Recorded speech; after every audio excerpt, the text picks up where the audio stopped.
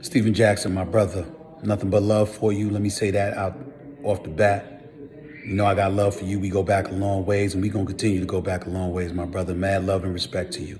And my heart goes out to you and all the loved ones for George Floyd for what happened to him. I know that hits home for you. It hit home for a lot of us, but for you in special ways without question. Having said all of that, you told me you was going to hit me to the game.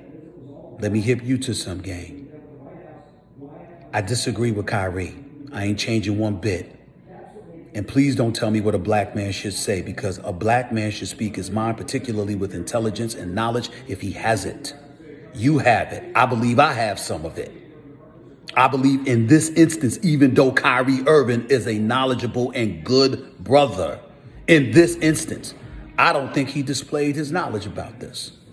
You know about the force majeure provision in the collective bargaining agreement for the NBA. You know that if the NBA season gets canceled, they can reopen talks and ultimately players are going to lose billions. You know about the tens of thousands, if not hundreds of thousands of jobs across the NBA landscape that's going to be lost if an NBA season doesn't resume.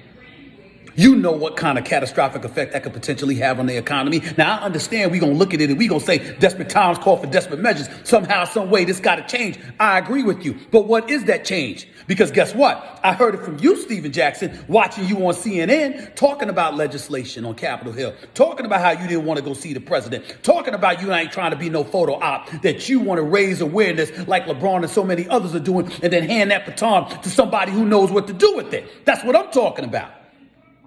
I mentioned that when I talked on First Take this morning about how about raising awareness and then reaching out to the NAACP Legal Defense Fund, who's already put in that groundwork with consent decrees that they negotiated with the city of Newark and Baltimore and Ferguson, Missouri, and beyond to make sure that the Justice Department had negotiated a deal in concert with police departments to hold police officers accountable. I'm the person that went on the air and called for federal legislation that it be designated a federal hate crime for a police officer to shoot and kill unarmed black men. How about addressing the issue of dudes that are incarcerated and then get out for nonviolent crimes? How about expunging their records instead of holding it against them when they apply for a job and keeping it on their application? All of these things are relevant, my brother. You alluded to some of it on CNN. You know how I feel about your brother, Matt Barnes. I didn't hear that from Kyrie. All Kyrie said was systemic racism. I ain't down for it. I ain't playing. That's not good enough. You got to have a plan when you planning on not showing up to work to do your job. And it can't be just racial oppression vaguely. You got to be specific, bro. I stand by what I said. I meant every word I said. I'm not backing up, bro. You know me better than that. But I appreciate you.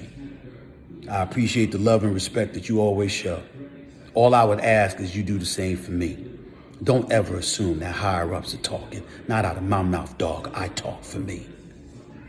Ain't nobody putting this in my mouth.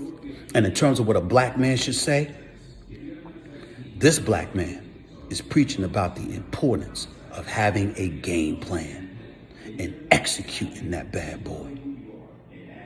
Not just whistling into the wind about what we don't like. I'm not saying you're doing that. I'm not saying the protesters are out there doing that. I'm saying Kyrie did it with just that blanket statement as to why he did not want to play. I stand by what I said. You know I ain't budging. But I love you, bro. Keep on keeping on. We'll holler soon.